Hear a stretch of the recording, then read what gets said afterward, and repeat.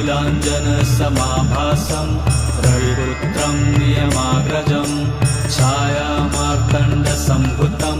तं नमामि शनैश्चरम् नीलाञ्जनसमाभासं रविपुत्रं नियमाग्रजं छायामार्तण्डसम्भुतं तं नमामि शनैश्चरम् नीलाञ्जनसमाभासं रविपुत्रं नियमाग्रजं छायामार्तण्डसम्भुतं तं नमामि शनैश्चरम् नीलाञ्जनसमाभासं रविपुत्रं नियमाग्रजं छायामार्तण्डसम्भुतं तं नमामि शनैश्चरम् नीलाञ्जनसमाभासं